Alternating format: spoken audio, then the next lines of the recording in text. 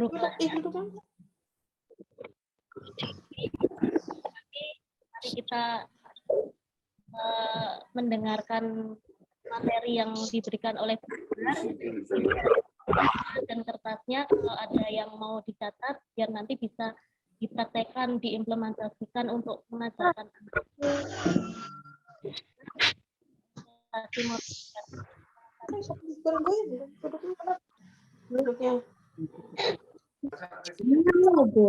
Bu Rani, kurang keras sedikit. Tuh depan.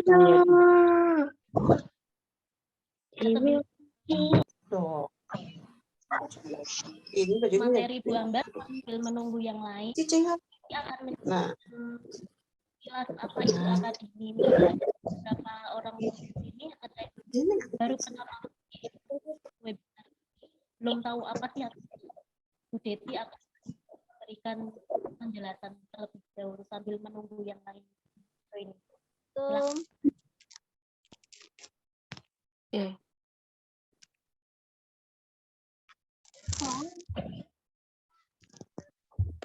Saya screen dulu ya. Iya, Bu Rani, dari sananya memang Bu Ella suaranya kecil. Oke.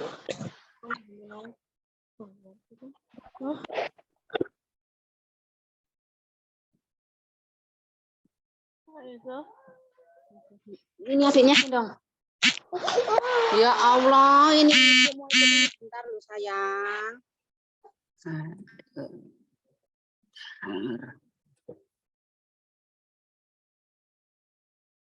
Diambil lah ya.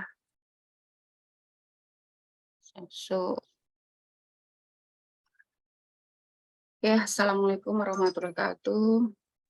Waalaikumsalam. Saya Deti. Saya dari Akademi, tapi koordinator di area 3, Jatim, Bali, NTT, NTB. Sedikit saya mau menjelaskan tentang apa Akademi bagi yang belum tahu. Ya, Akademi sendiri itu Asosiasi Keluarga Anak Disabilitas Netra Indonesia yang lebih terkenal Parent Support Group ya. Di sini kita sama-sama. Kenapa ada Akademi? Karena orang tua dengan anak disabilitas khususnya netra ini perlu bersama saling support, saling berbagi informasi tentang pendidikan, pengasuhan yang bersama dengan lingkungan mendapatkan kesetaraan akses informasi hak dan warga negara dalam kehidupan bermasyarakat. Ini visi dan misi di Akademi. Objektif kita memperdayakan orang tua dan keluarga serta melengkapinya untuk membawa keperubahan positif dan kualitas hidup yang lebih baik untuk anak penyandang disabilitas dan keluarga mereka. Jadi ada sharing, silaturahmi, pertemuan, baik online atau offline tentang informasi, segala informasi yang dibutuhkan oleh anak-anak kita. Ya. Juga nantinya kita akan berkolaborasi baik dengan pemerintah dan pemangku kepentingan terkait lainnya, lembaga dan masyarakat luas untuk meningkatkan kesempatan dan kualitas hidup anak-anak kita semua. Ya, jadi bisa bekerja sama dengan lembaga sekolah atau guru, dinsos, lembaga kesehatan, swadaya masyarakat, dan dalam bentuk support edukasi webinar ataupun funding untuk mendukung kehidupan bermasyarakat anak-anak kita. Ini sepintas kita yang ada di sini, ketuanya ada Pak Iwan, kemudian tadi Bu Rani di Regen 2, Jateng dan Jogja, bersama dengan Bu Iren, saya di Regen 3, Jawa Timur, Bali, NTT, NTB, ada Bu Ivon di area luar Jawa, kemudian Bu Irma, Bu Ina, dan Bu Ises ada di area Jabodetabek, Jawa Barat, dan Bandung ya. Ini nanti kalau ada yang belum bergabung Akademi, kita ada sosmednya, ada di Facebook, ada di Instagram, kemudian ini emailnya. Sama-sama kita akan berbagi informasi, belajar bersama, dan melakukan segala tindakan lokal ataupun global bersama masyarakat juga. Terima kasih. Cukup dari saya.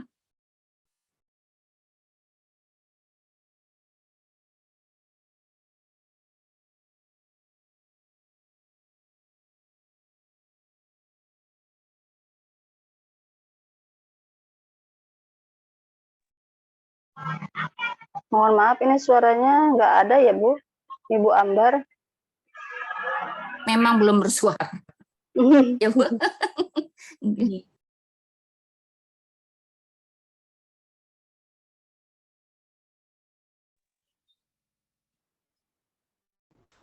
Iya, mohon maaf ini. Oh, iya. Ini sudah mulai saya. Mohon maaf tadi kok baru kayak Bunda Rani. Oh, Rani hilang ya? Oke. Bu Rani sepertinya nggak tahu apa hilang ya. Maaf, Ya, Bu. kelempar ya, Bu. Iya, nge-freeze. Jadi saya pindah pakai HP ya. Oke, ya, Bu. Nggak apa-apa ya. Ya, nggak apa-apa, Bu. Ini Ya, terima kasih ya, Bu Deti. Mungkin langsung aja materinya ya. Takutnya nanti waktunya terbatas.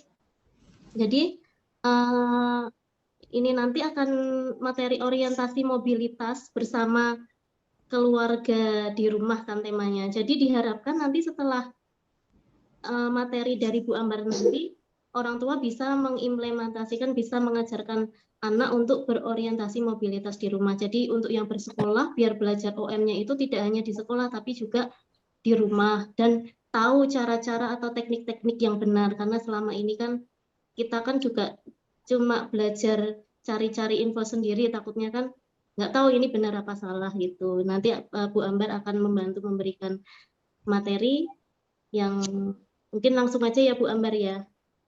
Boleh. Bu Rani, Bu Ambar, nanti maaf Bu Rani, nanti kalau Ya. pertanyaan gimana? Mau langsung? Oh iya, nanti sama nanti ada.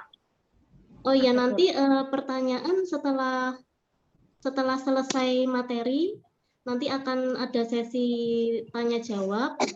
Untuk mungkin pertama tiga penanya dulu, nanti selanjutnya melihat sikon nanti ya. Kalau masih ada waktu, nanti akan dibuka sesi tanya jawab selanjutnya, gitu aja ya. Ada door prize nggak Bu Rani? Nanti untuk 3 peserta yang aktif ada hadiah dari Akadini. Nanti hadiahnya di akhir acara aja kita kasih taunya apa. Biar surprise kan, biar ikut sampai selesai soalnya. Biar nggak ada yang lift di tengah jalan. Ya. Langsung aja ya Bu ya, monggo Bu Ambar, waktu dan tempat dipersilakan. Terima kasih Bu Deti, Bu.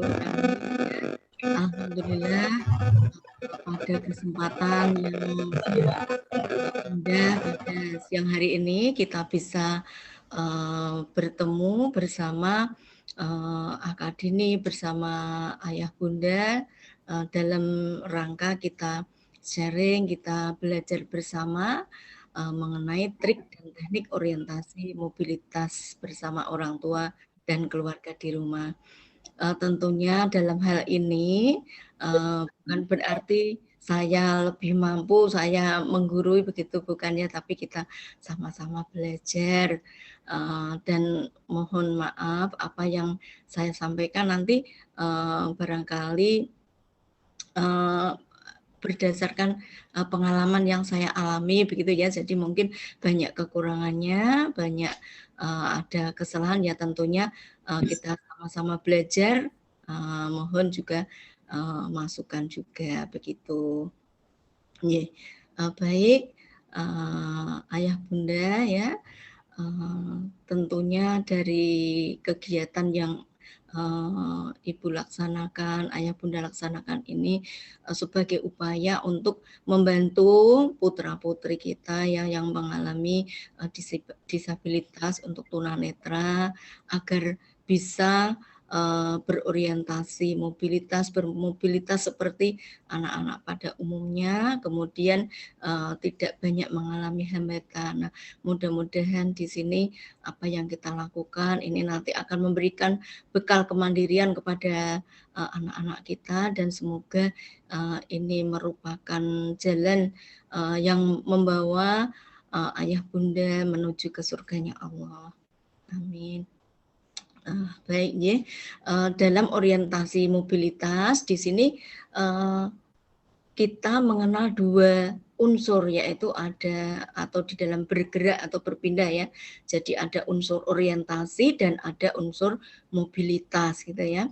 Nah, orientasi dan mobilitas ini diperlukan baik untuk anak awas maupun anak tunanetra. Bedanya pada anak awas di sini keterampilan ini sudah dapat diperoleh tanpa disengaja. Sedangkan untuk anak tunanetra untuk pembelajaran atau keterampilan orientasi mobilitas ini harus dipelajari.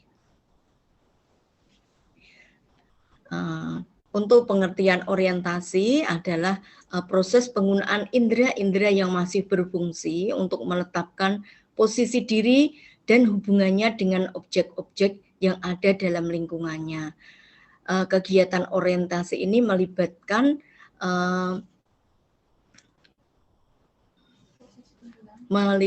proses penggunaan indera. Jadi adanya indera-indera yang masih berfungsi untuk menetapkan posisi diri hubungannya dengan objek-objek penting dalam lingkungan. Ini menurut Raharjo tahun 2009 ya. Sedangkan mobilitas adalah kemampuan, kesiapan, dan mudahnya bergerak dan berpindah tempat yang berarti kemampuan bergerak dan berpindah dalam suatu lingkungan. Karena mobilitas merupakan gerak dan perpindahan fisik, maka kesiapan fisik ini sangat menentukan keterampilan tunanetra dalam mobilitas. Jadi untuk pengertian orientasi mobilitas di sini merupakan kemampuan, kesiapan, dan mudahnya bergerak serta berpindah dari suatu posisi atau suatu tempat ke tempat lain yang dikehendaki dengan selamat, efisien, dan aman, baik tanpa banyak meminta bantuan orang lain. Nah, untuk pokok-pokok dalam keterampilan orientasi mobilitas, di sini nanti ada kesadaran ruang yang berhubungan dengan lokasi, arah, dan jarak. Ini dalam melakukan orientasi mobilitas tentunya akan terkait dengan lokasi, arah, dan jarak. Kemudian di sini misalnya di dalam rumah kita harus memperkenalkan ruang-ruang apa saja yang ada di dalam rumah gitu ya. Jadi di sini perlu anak-anak itu kita berikan penjelasan ada ruang apa saja di dalam rumah itu. Kemudian juga ada benda-benda atau fasilitas apa saja yang ada di dalam ruangan. Nah, di sini untuk penempatan benda-benda di dalam ruangan ini sebaiknya dibuat yang permanen sehingga anak-anak itu akan tahu persis posisi benda-benda apa saja yang ada di dalam ruangan itu gitu ya. Nah, jadi jangan sering dipindah-pindah begitu. Nah, kemudian terkait dengan misalnya siapa saja anggota keluarga yang ada di dalam rumah. Nah, itu juga perlu kita kenalkan. Ada siapa saja selain ada ayah bunda, kemudian ada kakak atau ada adik begitu ya. Nah, kemudian juga nanti dengan tetangga kiri kanan, depan belakang itu juga perlu kita kenalkan gitu. Nah, kemudian terkait penggunaan peralatan di dalam rumah, di sini untuk anak yang masih berusia di bawah 5 tahun, tentunya kita siapkan dengan misalnya untuk peralatan makan minum gitu ya. Nah, kita siapkan dengan benda-benda yang tidak mudah pecah gitu ya. Nah, baru nanti setelah anak itu lebih mandiri atau lebih dewasa bisa kita pergunakan alat-alat seperti yang kita gunakan di dalam keluarga bersama orang tua gitu ya. Kemudian mengenai gambaran tubuh ya, nah tentunya anak-anak perlu diperkenalkan sejak dini dari anggota tubuh itu ada bagian-bagian tubuh itu apa saja gitu ya. Nah kemudian fungsinya gitu. Nah di samping itu kita jelaskan juga bahwa terkait dengan orientasi mobilitas di sini bahwa di tubuh kita itu ada tulang besar, ada tulang kecil, yang mana ada yang bisa digerakkan dan ada yang tidak bisa digerakkan begitu. Nah sehingga nanti untuk orientasi mobilitas ini bisa berjalan dengan baik gitu ya. Nah terkait dengan orientasi mobilitas di sini perlu adanya konsep pada anak mengenai kiri kanan, kemudian atas bawah, kemudian juga konsep arah mata angin ya. Nah jadi untuk konsep arah mata angin ini yang utama terlebih dahulu ya, misalnya utara, selatan, timur, dan barat di sini. Untuk yang kita perkenalkan untuk konsep arah mata angin. Nah sehingga di sini nanti misalnya kita menjelaskan di ruangan ini ada ruang apa saja. Nah sehingga kita bisa menyampaikan kepada anak, misalnya ruang tamu ada di sebelah depan ya, kemudian di samping kanannya merupakan ruang apa begitu ya. Nah jadi perlu pemahaman juga untuk konsep kiri kanan sehingga anak bisa karena ini merupakan hal yang abstrak ya untuk konsep arah ini. Namun dengan dilatih seperti ini mudah-mudahan anak bisa memahami begitu. Nah, kemudian sebelum kita belajar mengenai teknik tongkat, nah di sini perlu kita ajarkan pada anak-anak ini tentang teknik independent traveling. Nah, di mana di sini teknik independent traveling ini merupakan suatu teknik bagaimana tunanetra itu bergerak tanpa alat bantu apapun. Hanya dipakai pada daerah atau tempat yang sudah dikenal dengan baik. Nah, jadi misalnya di dalam rumah gitu ya. Nah, anak-anak sudah kenal ruang-ruang ada di dalam rumah. Nah, kemudian nanti anak-anak ini mau berpindah misalnya mau menuju dari kamar ruang tamu mau menuju ke ruang makan. Nah, ini nanti bisa menggunakan teknik ini ya, teknik tanpa menggunakan alat bantu atau di sini nanti independent traveling yang macamnya antara lain yang pertama dengan teknik tangan menyilang ke atas atau disebut dengan teknik hand. Nah, jadi teknik nanti caranya tangan kiri ataupun kanan angkat ke depan setinggi bahu menyilang badan, kemudian siku membentuk sudut kira-kira 120 derajat dan telapak tangan menghadap ke depan dengan ujung-ujung jari bersama dengan bahu. Mungkin di fotonya ya, jadi tangannya kita angkat, tangan itu diangkat setinggi bahu ya. Nah, tapi dari gambar yang paling kanan itu kurang ke atas sedikit ya. Mbak sing PKB masuk ya. Jadi nanti dengan teknik ini tujuannya untuk melindungi bagian tubuh, ini bagian atas dan kepala ya. Nah, bagian dada dan kepala. Nah, jadi misalnya nanti anak berjalan dengan menggunakan teknik upper hand ini, tujuannya apabila ada hambatan atau rintangan di depan anak nanti sudah bisa ditemukan oleh tangan dengan teknik upper hand ini sehingga nanti tidak kejeduk gitu ya.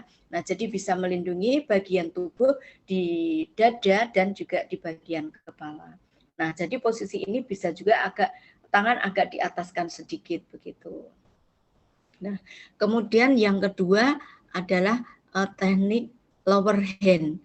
Nah, lower hand di sini tangan kanan atau kiri disilangkan ke depan badan menghadap ke bawah atau selangkangan dengan telapak kanan menghadap ke arah badan. Nah, jadi kalau upper hand tadi telapak tangan itu menghadap keluar gitu ya. Nah, namun kalau untuk lower hand ini telapak tangan menghadap ke dalam, ke badan begitu ya. Nah, di sini tujuannya untuk memberikan keamanan atau mengamankan di daerah perut dan selangkangan gitu. Nah, jadi terhindar dari jedukan pada perut ataupun selangkangan. Nah, untuk yang ketiga di sini kombinasi antara upper hand dengan lower hand. Jadi di sini bisa digunakan bersama-sama antara upper hand dan lower hand di sini. Ya, jadi pada saat berjalan bisa menggunakan kedua teknik ini bersama-sama. Selanjutnya, untuk independent traveling di sini kita bisa menggunakan teknik trailing atau caranya di sini kita menggunakan jari-jari, jadi punggung jari, kelingking dan jari manis ya. Jadi pada punggungnya, jadi punggung jari kelingking atau jari manis ini baik kanan maupun kiri, bisa kanan atau kiri. Nah, kita tempelkan pada tembok atau pada pinggiran yang dilewati anak gitu ya. Nah, kemudian kita menyusuri menggunakan itu ya, menggunakan jari itu gitu ya. Nah, di sini nanti anak bisa berjalan merambat atau menyusuri dengan menggunakan punggung jari manis dan jari kelingking seperti itu. Nah, kemudian tentunya anak-anak dalam membawa sesuatu sering jatuh ya. Nah, di sini supaya nanti anak-anak bisa mencari benda yang jatuh itu sendiri, maka perlu juga kita ajarkan untuk mencari benda jatuh gitu ya. Nah, caranya anak mendeteksi bunyi benda jatuh sampai bunyinya itu berhenti ya. Nah, kemudian anak mencari benda jatuh di suara terakhir terdengar. Jadi nanti anak menuju ke suara yang terakhir terdengar tadi. Nah, kemudian anak jongkok tegak sambil mencari benda di sekitar kaki. Jadi pertama mencari benda itu di sekitar kaki. Nah, kalau belum ketemu, jadi jika tidak ditemukan nanti kedua tangan itu meraba dengan melingkar ya, meraba pakai kedua tangan itu dengan melingkar di depan kaki. Nah, sampai nanti dari depan kaki kemudian ke gerakan melebar seperti itu. Nih, mungkin contohnya.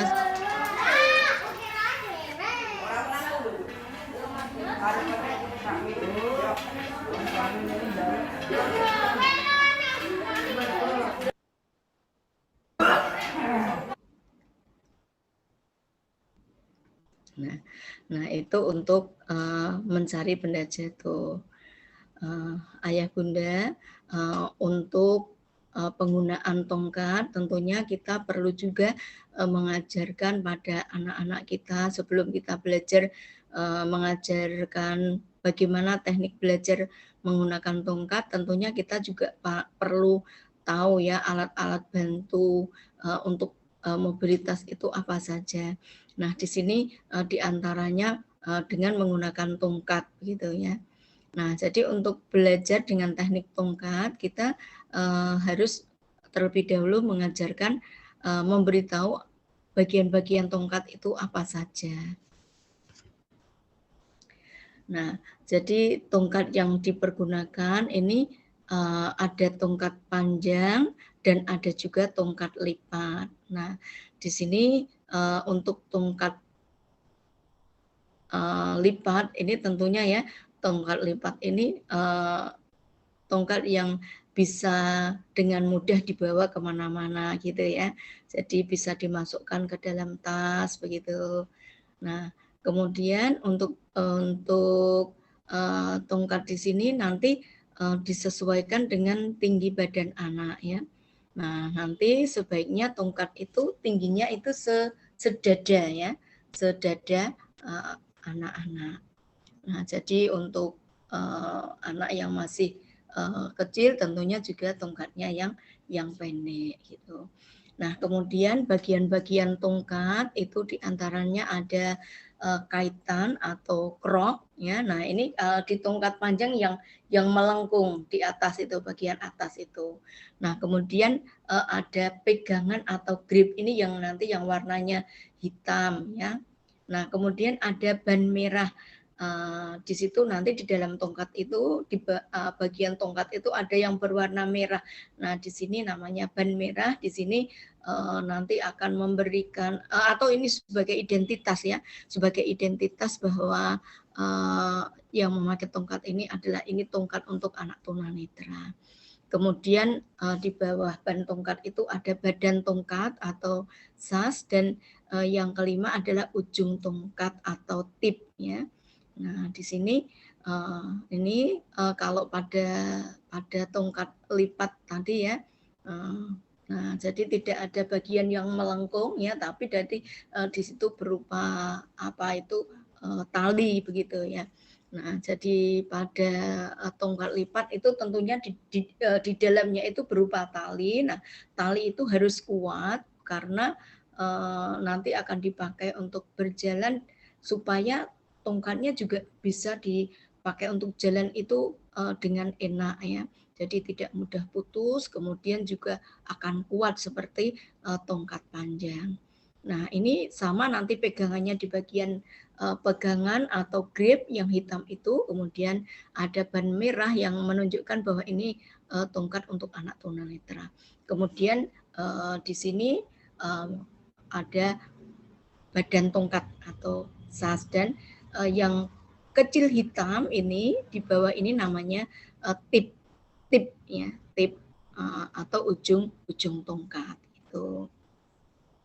Nah, kemudian di sini untuk anak tunanetra yang di bawah 5 tahun memang ini belum bisa menggunakan tongkat secara mandiri ya. Namun perlu kita dari awal kita mengenalkan tongkat ya.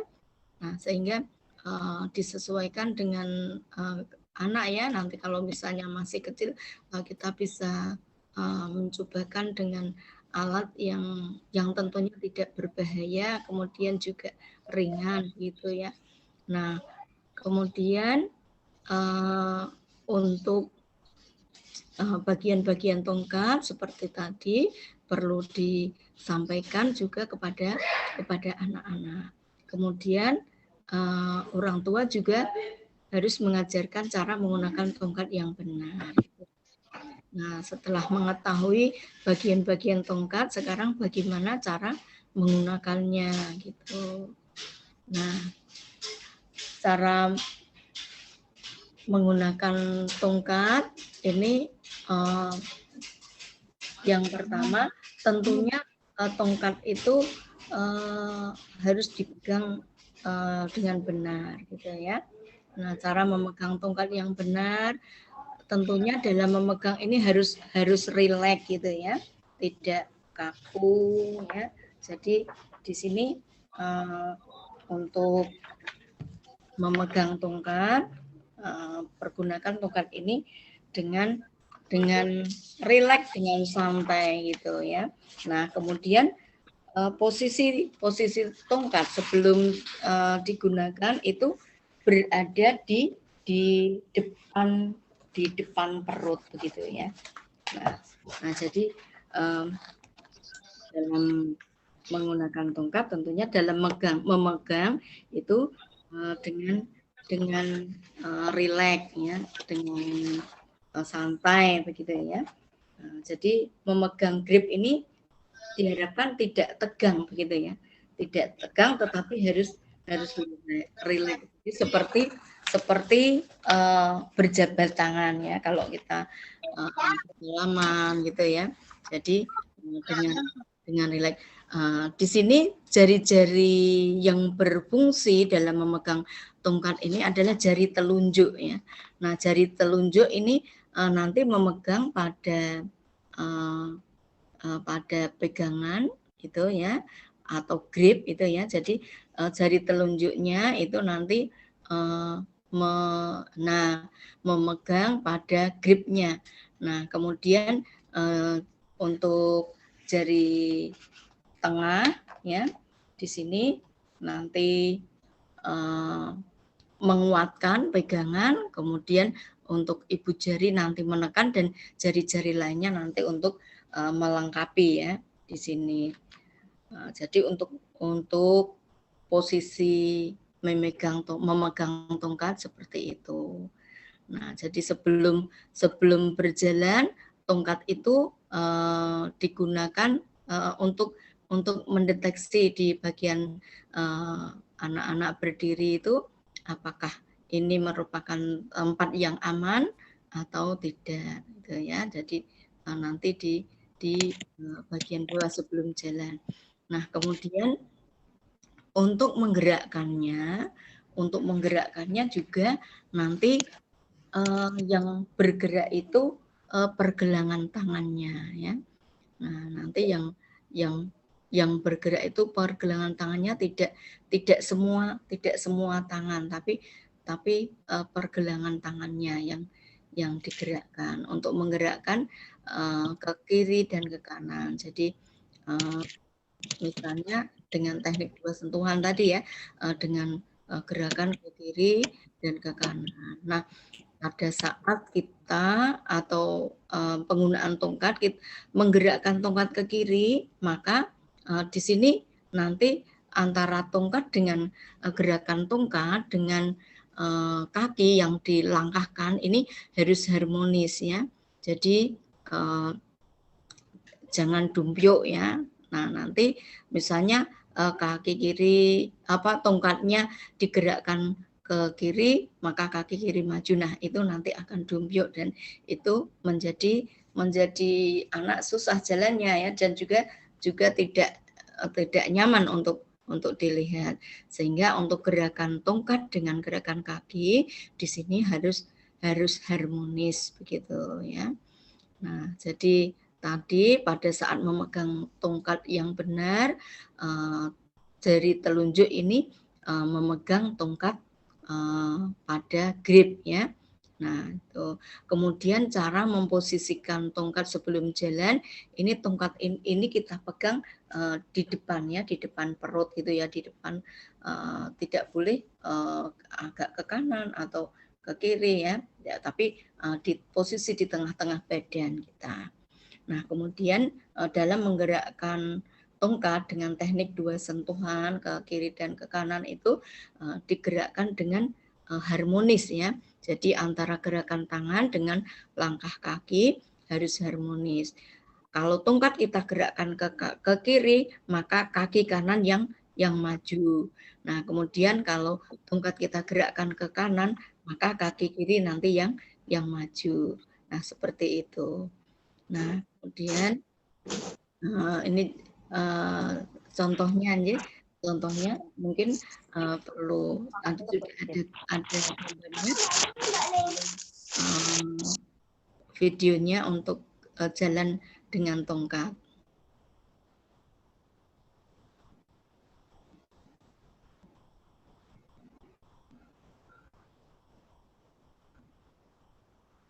Anak Mas Adit ini Patri akan menerangkan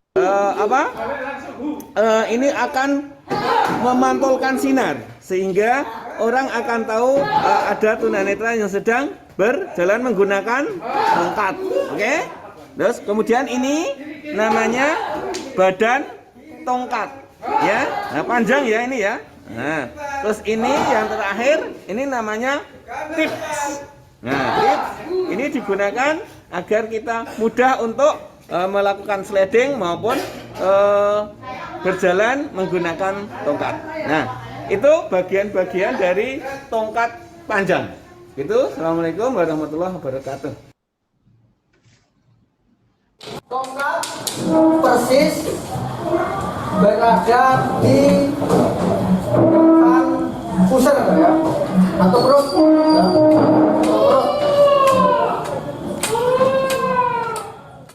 Menggerakkan tongkat ya, yang bergerak bukan semua tangan tapi pergelangan tangan ya, pergelangan tangan. Jari telunjuk itu yang untuk menggerakkan ya, yang untuk menggerakkan ya. Dan itu untuk menggerakkan. Ingat, koordinasi antara gerakan tongkat dan kaki harus serasi ya. Misalnya kalau gerakan tongkat ke kiri ya, kaki kanan yang gerak. Kalau tongkat ke kiri, kaki kanan yang gerak. Gerakan tongkat kanan dan kiri jangan terlalu jauh ya. Paling tidak ini pojok kaki kanan, kaki itu kanan dengan kaki ya, dan juga antara pojok kaki kiri ya, kaki itu kiri ya. Jadi tidak terlalu jauh keluar, juga tidak terlalu jauh keluar kiri luar. Ya.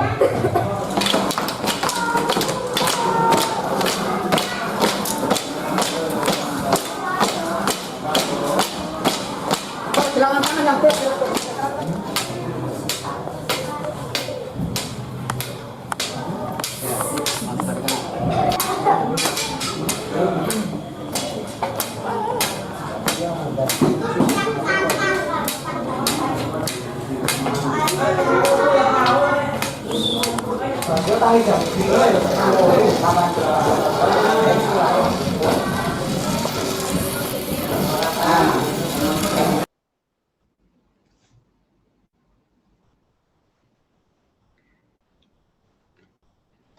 Nah, itu tadi untuk belajar dengan teknik tongkat, begitu ya. Nah, mungkin dari sini kita lanjutkan ke teknik pendamping awas langsung atau bagaimana, Bunda? Langsung aja Bu, nanti pertanyaan setelah selesai semua materi aja. Oke. Itu aja Bu, iya langsung aja. Terima kasih ya. Nah, tadi untuk alat bantu dengan tongkat gitu ya. Nah, jadi untuk bagaimana mempergunakan tongkat yang benar gitu ya. Kita melatihkan kepada anak untuk cara memegangnya, kemudian cara menggerakkannya gitu. Nah, kemudian kita lanjutkan dengan teknik pendamping awas gitu ya. Nah, dalam teknik pendamping awas di sini kita misalnya mau menjadi pendamping awas, misalnya ada anak tunanetra yang akan kita bantu, misalnya kita bantu untuk berjalan gitu ya. Nah, tentunya di sini kita membuat kontak terlebih dahulu ya. Nah, kemudian nanti kalau anak tersebut sudah merespon ya, merespon dari kontak yang diberikan oleh pendamping awas, maka nanti tunanetra akan memegang lengan pendamping awas. Nah, kemudian nanti bagaimana posisinya kalau memegang lengan pendamping awas gitu. Nah, kemudian misalnya tadi ajakan itu bersedia ya. Nah, jadi di sini untuk membuat kontak terlebih dahulu, membuat kontak dengan tunanetra, ini pendamping awas menyentuhkan punggung telapak tangannya ke punggung telapak tangan tunanetra. Nah, apabila yang mengajak apabila yang mengajak tunanetra, ya maka yang bersangkutan dapat mengajak pendamping dengan lisan maupun dengan sentuhan tangan, gitu ya. Nah, jadi di sini dengan sentuhan tangan, menyentuhkan punggung telapak tangannya tadi, kemudian juga bisa disampaikan dengan lisan. Nah, kemudian di sini nanti tunanetra akan memegang lengan pendamping dengan rileks ya. Nah, di sini tangannya yang dipegang adalah lengan di atas siku. Nah, dengan ibu jari tunanetra berada di luar dan jari-jari yang lain berada di sebelah dalam lengan pendamping. Nah, untuk ini, untuk cara memegang lengan pendamping yang seperti ini, tentunya jika nanti anaknya tersebut sudah sudah mampu begitu ya, sudah mampu dengan memegang dengan teknik seperti itu. Tetapi ini juga tidak saklek seperti itu. Nah, nanti misalnya yang kita damping ini masih anak kecil, tentunya itu disesuaikan ya, disesuaikan mana yang lebih nanti lebih bagus, yang lebih tepat begitu. Yang jelas nanti anak bisa berjalan dengan rileks, dengan berjalan dengan luas, dengan aman begitu ya. Nah, tentunya kalau masih anak kecil yang harus memegang lengan pendamping di sini tentu juga nanti mungkin akan mudah dilepaskan oleh anak begitu ya, sehingga nanti hal ini malah tidak menjadi aman ya, nanti bisa terlepas anak itu. Nah, sehingga mungkin ini mungkin lebih cocoknya nanti orang tua dengan menggandengnya begitu ya, atau orang tua yang memegangi tangan anak. Nah, jadi di sini dicari tentunya yang lebih efektif dan anak itu nyaman. Nah, jadi yang di sini yang kita dampingi tentunya juga tidak hanya anak-anak yang sudah besar, tapi juga anak-anak kecil. Nah, terlebih kita memiliki anak-anak yang masih balita, gitu ya. Nah, kemudian juga untuk orang tua. Nah, mungkin untuk orang tua yang sudah jumbo, nah itu pun kita sesuaikan dengan mana yang lebih enak untuk bersama dengan pendamping awas begitu. Nah, jadi apa yang saya sampaikan di sini, misalnya untuk anak-anak yang sudah mampu ya untuk dengan memegang lengan di atas siku. Ini pada umumnya untuk yang sudah bersekolah ya, ataupun sudah besar begitu. Nah, bagaimana cara membuat kontak dengan anak penyandang?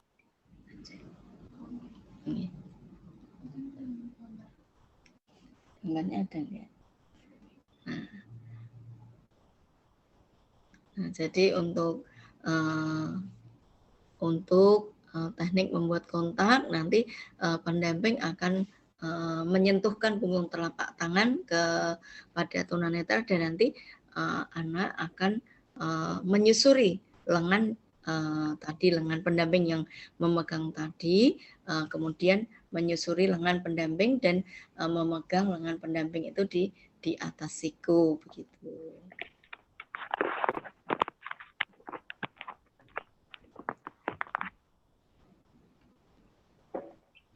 Nah, kalau untuk teknik menolak, jadi tentunya ada yang menerima ajakan dan ada yang tidak. Nah, kalau yang menolak ajakan, ya tentunya nanti tunanetra akan melepaskan pegangan penolong yang awas dengan tangan siswa yang bebas, menjelaskan dan menjawab dengan lisan bahwa tidak memerlukan pertolongan atau bantuan, begitu ya. Jadi kalau misalnya tidak perlu, nah maka tangan pendamping yang tadi dilepaskan dengan tangan bebasnya gitu. Nah, kemudian misalnya kita melewati jalan yang sempit ataupun padat orang ya. Nah, kalau tadi posisi tangan pada saat berjalan di tempat yang biasa memegang lengan pendamping di atas siku, kemudian posisinya setengah langkah ya. Jadi setengah langkah di belakang pendamping begitu. Nah, di sini nanti pada saat berada di jalan sempit atau padat orang, maka nanti pendamping akan menarik lengan yang dipegang anak ke belakang dan ke sebelah dalam ya. Jadi nanti tangan pendamping akan dibelakangkan yang dipegang oleh anak tadi di belakang punggung gitu ya. Nah, kemudian anak memberi respon dengan meluruskan tangannya. Nah, tadi posisi pada saat berjalan biasa itu setengah lengan. Nah, pada saat melewati jalan sempit ini posisi badan anak ini berada tepat di belakang pendamping dengan satu langkah penuh ya, satu langkah penuh jaraknya gitu. Nah, kemudian apabila pendamping sudah kembali ke posisi normal, nah nanti mengembalikan posisi seperti biasa ya, maka anak kembali ke posisi semula dengan berada di posisi pendamping dengan jarak setengah lengan ya, setengah lengan di belakang pendamping.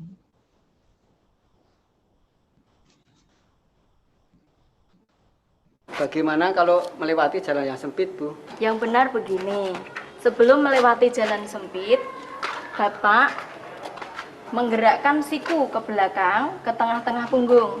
Kemudian posisi puat di belakang pendamping sambil memanjangkan lengannya, menyilang di depan tubuh. Nah, coba Bapak jalan. Nah, apabila jalan sempit sudah terlewati, Pak Anas kembali ke posisi semula. Bagaimana kalau Nah, jadi untuk posisi memegang atau cara pendamping dan juga anak dalam memegang lengan pendamping ya. Jadi pada saat posisi berjalan biasa itu jaraknya setengah langkah. Kalau melewati jalan sempit itu jaraknya satu lengan penuh begitu. bagaimana? Nah, kemudian misalnya kita mau mengajak anak melalui pintu yang tertutup gitu ya. Kita berjalan kemudian melalui pintu tertutup.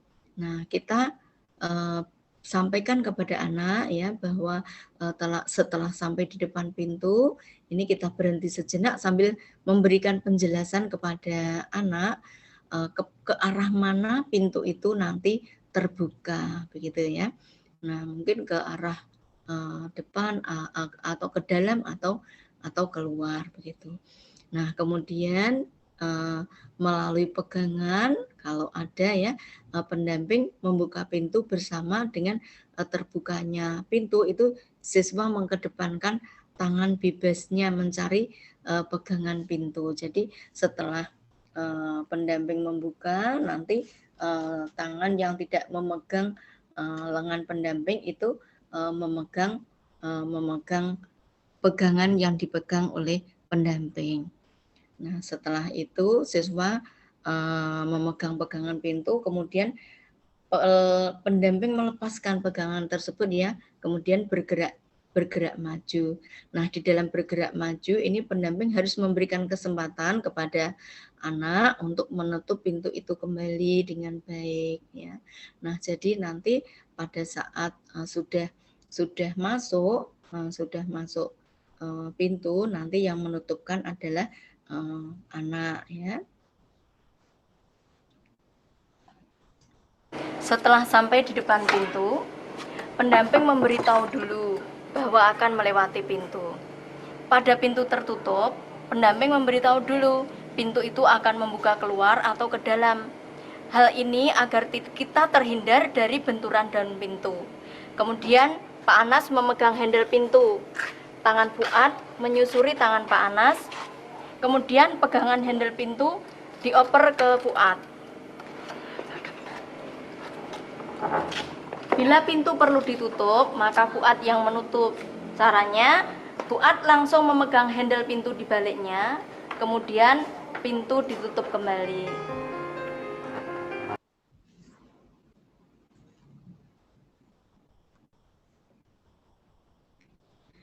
Nah, kemudian di dalam teknik pendamping awas di sini ada teknik pindah pegangan ya, barangkali dengan alasan karena capek atau mungkin alasan keamanan ya, untuk pindah posisi pegangan gitu ya. Nah, jika mau pindah pegangan di sini pendamping menyatakan bahwa sisi yang di sebelah mungkin situasinya kurang aman sehingga harus pindah pegangan gitu ya.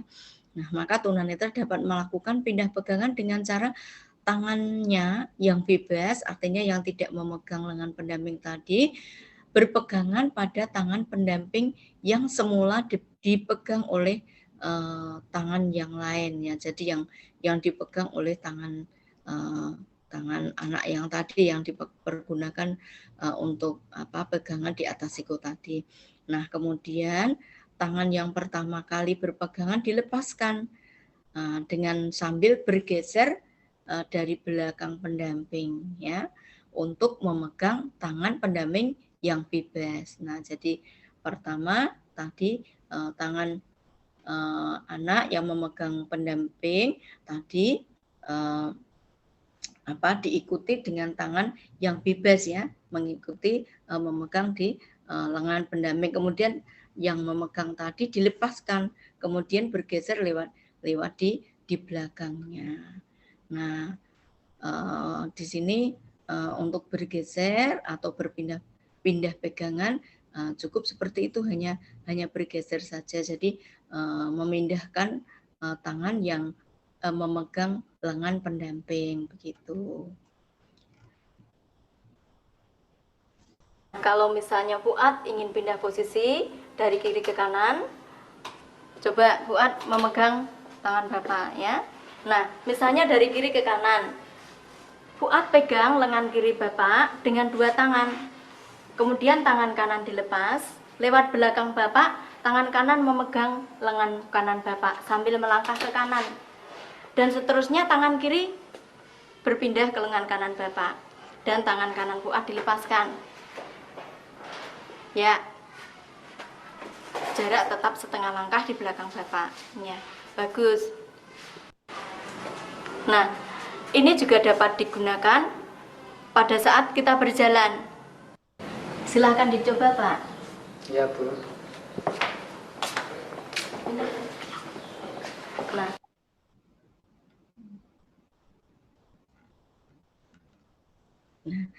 Nah, jadi pada saat berjalan pun bisa langsung untuk pindah pegangan. Selanjutnya teknik berbalik arah. Nah, misalnya berjalan bersama pendamping awas ya, kemudian tiba-tiba ingin balik, ada yang ketinggalan misalnya ya. Nah, ingin balik arah gitu ya. Nah, di sini pendamping berhenti sebentar, kemudian berputar 45 derajat dari posisi semula dan diikuti oleh anak ya, oleh siswa atau anak ya, anak yang tadi didampingi, sehingga keduanya bisa saling berhadapan gitu. Nah, kemudian tangan anak tunanetra yang bebas tadi memegang tangan pendamping yang bebas. Nah, sambil pendamping berjalan ke arah yang berlawanan dengan arah semua siswa melepaskan tangan yang pertama tadi ya. Nah, jadi di sini sambil berjalan ke arah yang berlawanan tadi, siswa melepaskan atau anak-anak melepaskan tangan yang pertama kali memegang tangan pendamping awasnya. Setelah itu berjalan seperti semula atau seperti tadi dengan jarak setengah lengan. Bu, bagaimana kalau berjalan sambil berbalik arah, Bu? Oh iya, begini Pak. Bapak berputar 180 derajat dari arah semula menghadap ke arah Fuad. Bapak dan Fuad berhadapan. Kemudian tangan Fuad yang sebelah memegang lengan Pak Anas. Nah, Pak Anas berjalan, posisi Fuad mengikuti pendamping.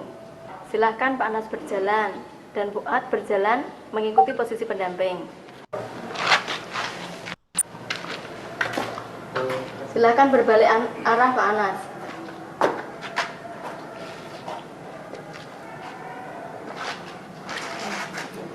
Ya, begitu. Mudah kan Pak? Ya Bu, benar Bu, mudah dan nyaman.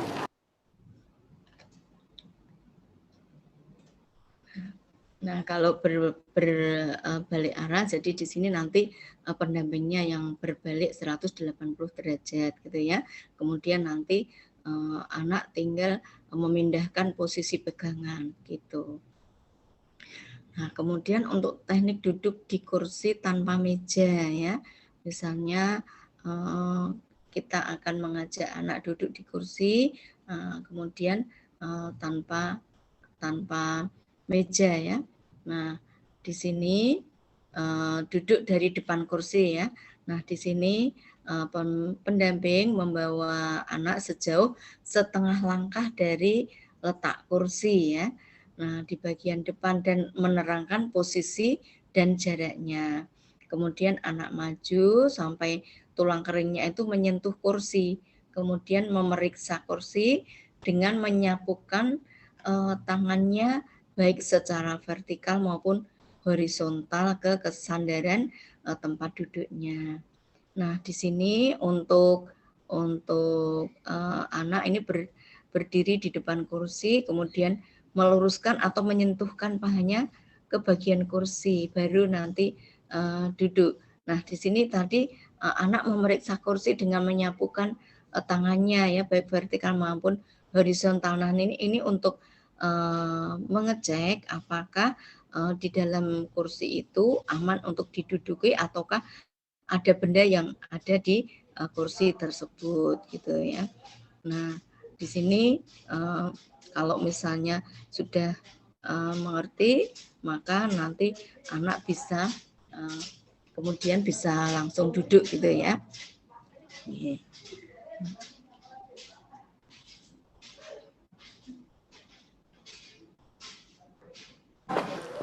Untuk mempersilakan penyandang tuna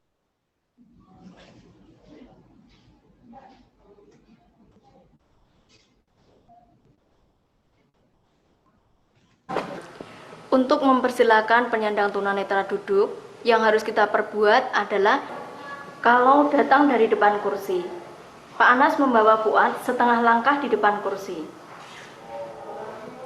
Kemudian Fuad melepaskan pegangan, kemudian Fuad maju sampai kaki Fuad menyentuh pinggiran kursi.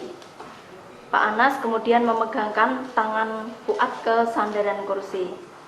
Terus Fuad cek permukaan kursi dan sandaran dengan punggung jari kelingking Fuad.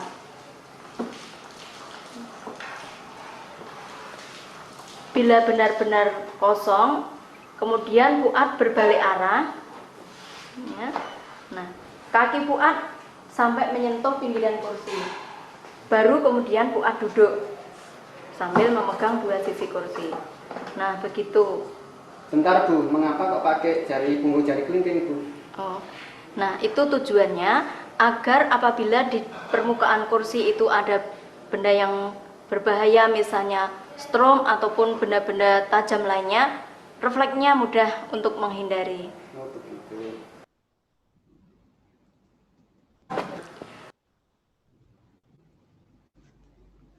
Nah, kemudian kalau duduk yang di depan kursi itu ada meja begitu ya. Ya, ini kita misalnya kita akan duduk dari belakang kursi gitu ya. Nah, nanti dirabakan ke bagian belakang kursi dengan jarak setengah langkah dari kursi menggunakan punggung telapak tangan, jari kelingking dan jari manis. Nah, kemudian diraba mulai dari bagian depan sandaran terus ke bagian tempat duduknya dengan tidak melepaskan tangan yang memegang sandaran kursi. Jadi posisi tangan tetap memegang sandaran kursi dalam tadi mengorientasi kursi tadi ya. Nah, selanjutnya cara duduk ini sama dengan cara duduk di depan kursi gitu ya. Jadi setelah diperiksa aman, nah nanti ini posisi kaki menyentuh ke pinggiran kursi. Jadi sudah berbalik arah, kemudian duduk ya. Nanti akan bisa duduk dengan aman. Pak Hanas harus merabakan dulu bagian belakang kursi. Fuad memegang sandaran kursi, kemudian Fuad cek dengan punggung jari kelingking, sandaran kursi dan seluruh permukaan kursi. Nah, teknik duduknya sama dengan teknik duduk dari arah depan kursi. Ya, betul.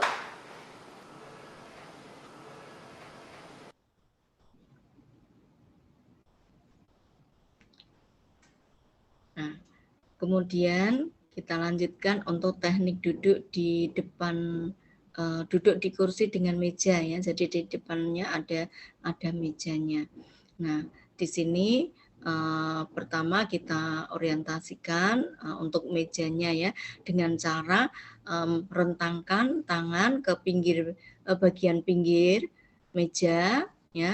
Kemudian tangan satunya di belakang kursi dan menarik kursi agar jangan rapat dengan meja gitu ya. Jadi supaya untuk masuk itu atau untuk duduk itu enak gitu ya, tidak sempit gitu ya.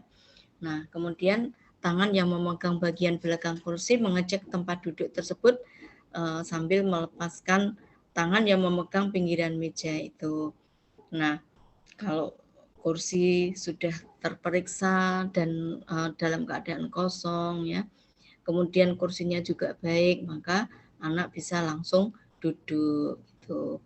Nah, setelah duduk di sini anak perlu ngecek posisi duduknya gitu ya. Apakah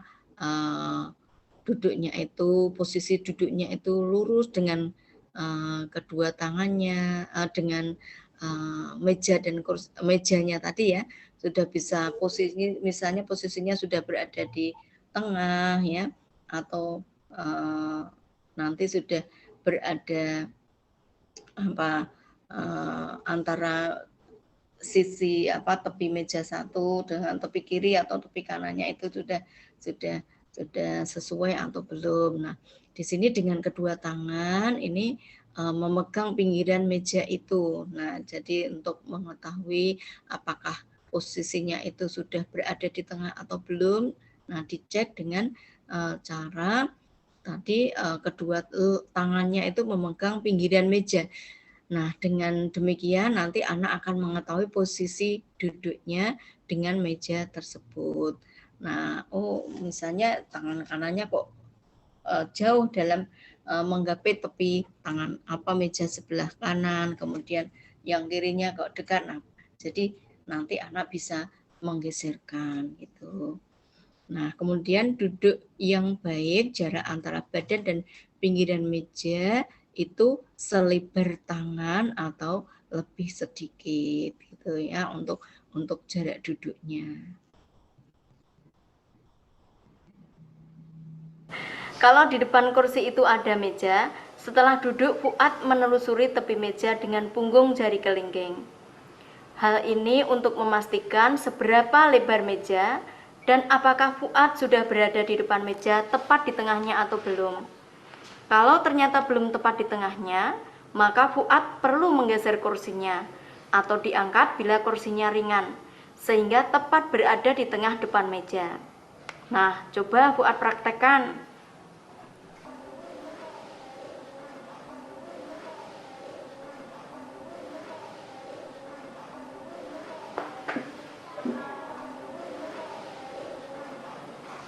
Ya, bagus. Kalau di meja itu ada laci di sebelah kiri dan kanan bawah meja, maka posisi Fuad berada di antara kaki meja kiri atau kanan sampai batas laci. Coba Fuad geser kursinya. Nah, ya, bagus.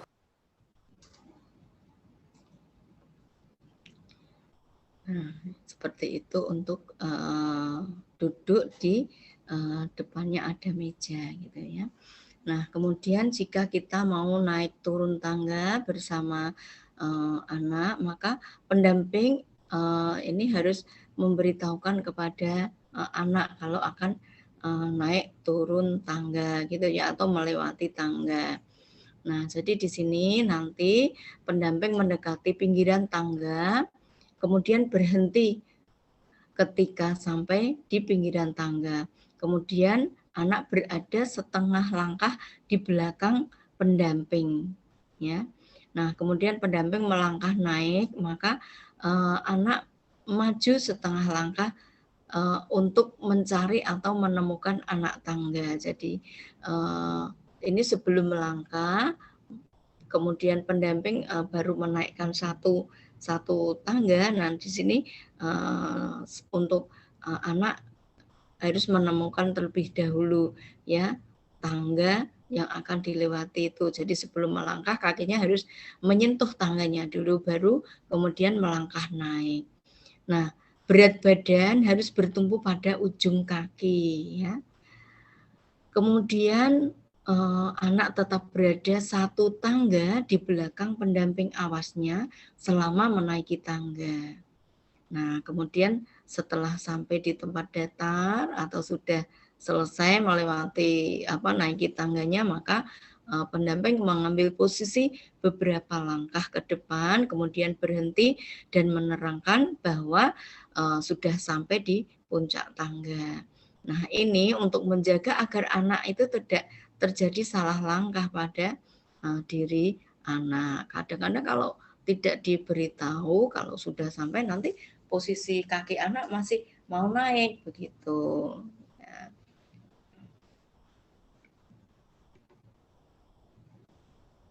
Sebelum naik tangga, pendamping memberitahu dulu kalau akan naik tangga. Kita mau naik tangga ya, nak? Ya, Pak. Kemudian kalau sudah dekat tepi tangga, Bapak berhenti dan Fuad ikut berhenti dengan mengambil jarak setengah langkah di belakang pendamping. Kemudian Pak Anas mulai naik tangga pertama. Bila siku pendamping terasa naik, Fuad maju selangkah lagi. Dan selanjutnya adalah melangkah naik mengikuti pendamping. Posisi Fuad berada pada satu tangga di belakang pendamping. Dan bila lengan pendamping pada posisi semula, berarti telah selesai menaiki tangga.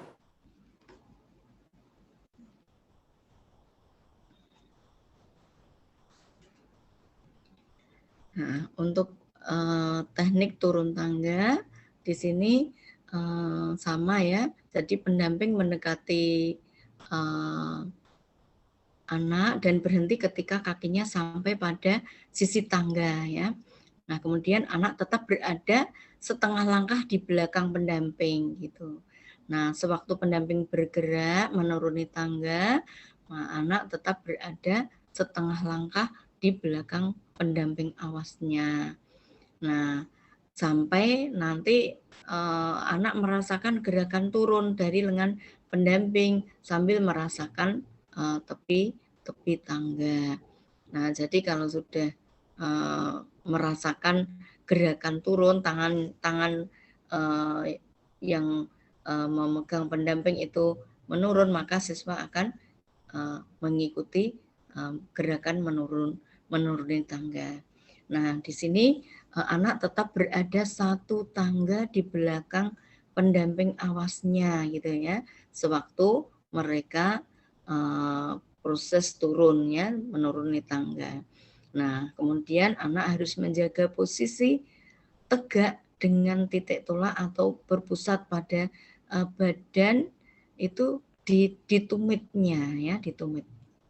Nah, ini dimaksudkan untuk menjaga keseimbangan badan anak gitu ya.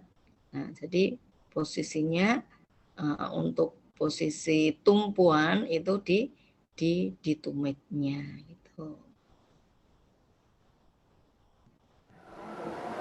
Apabila akan turun tangga, coba Pak Anas dan Fuad berhenti sebentar.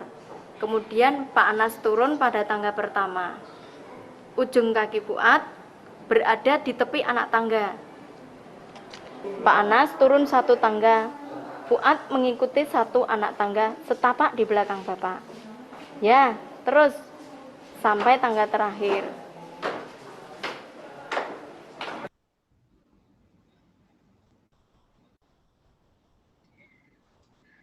Kemudian kalau kita mengajak anak mau naik kendaraan, nah ini ada teknik memasuki kendaraan, misalnya bis atau mobil begitu ya. Nah, di sini setelah sampai di depan mobil atau pintu mobil gitu ya. Nah, pendamping menjelaskan bagaimana posisi pintunya, membuka ke kanan atau ke kiri atau ke badan kita gitu ya. Nah, jadi misalnya membukanya menggeser atau membuka ke luar begitu ya. Nah, di sini tangan siswa ditunjukkan ke pintu mobil dan memegangkannya. Setelah itu baru dibuka pintunya gitu ya. Jadi tangan siswa dipegangkan pintu dan memegangnya. Setelah itu baru pintunya itu dibuka. Nah, setelah pintu terbuka, tangan anak satu itu dipegangkan ke pinggiran pintu mobil sebelah atas. Nah, setelah selesai meraba pinggiran pintu mobil, kemudian meraba tempat duduk. Tujuannya untuk mengetahui posisi tempat duduk. Nah, juga untuk mengontrol apakah ada isi atau benda di atas tempat duduk tersebut. Nah, kemudian baru masuk dengan tidak melepaskan kontak dengan tempat duduk mobil tersebut. Melepaskan ini ya, tangannya tidak lepas dari tadi mendeteksi tadi. Bila naik bis umum, Pak Anas naik dulu. Kemudian tangan Fuad dipegangkan pada pegangan besi yang ada dekat pintu. Selanjutnya naik dan merambat pada tepian sandaran untuk mencari tempat duduk yang kosong.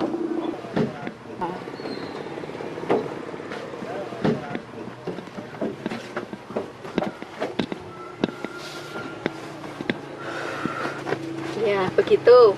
Bagaimana Pak Anas, Fuad? Bisa kan? Ya, bisa, Bu. Sekarang kita coba belajar Pak Anas dan Fuad untuk turun dari bis. Mari, Bu.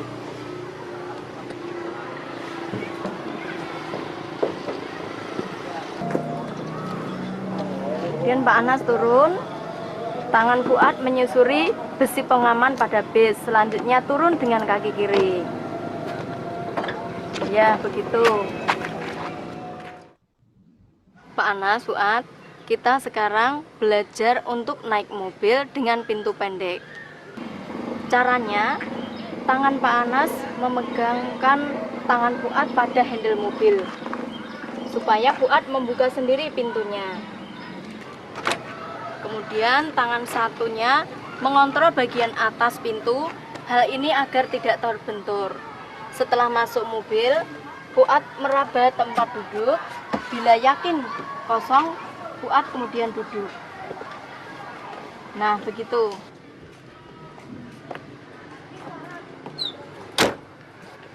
Gimana Pak Anas? Ya, bisa kan? Bu. Bisa, Bu.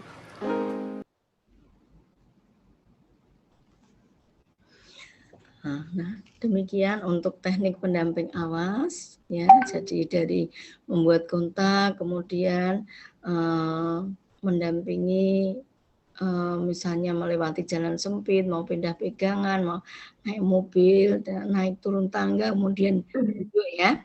Nah, mudah-mudahan ini bisa bermanfaat untuk ayah bunda, bisa nanti dipraktekkan begitu ya. Kemudian di sini untuk kelebihan dan kekurangannya ya. Jadi untuk apa ya, pendamping awas di sini menjadi apa ya tingkat ketergantungan anak ini tinggi, tapi di sini tetap nanti juga ada keuntungannya, jadi anak akan lebih nyaman dan anak juga akan lebih tenang gitu ya untuk bisa berjalan. Nah kemudian untuk di sini kalau untuk dependen untuk belajar sendiri misalnya ya, untuk bisa menggunakan tongkat di sini memang memerlukan waktu yang lama untuk belajar mandiri. Nah tentunya semua ini ada kelebihan, ada kekurangan. Nah namun juga kita ambil sisi positifnya begitu. Nah Ayah Bunda, untuk tujuan akhir dari pembelajaran orientasi mobilitas di sini supaya tunanetra itu dapat memasuki setiap lingkungan baik yang sudah dikenal maupun belum dikenal dengan aman, efisien, luas dan mandiri. Kemudian juga nanti tanpa banyak meminta bantuan pada orang lain gitu.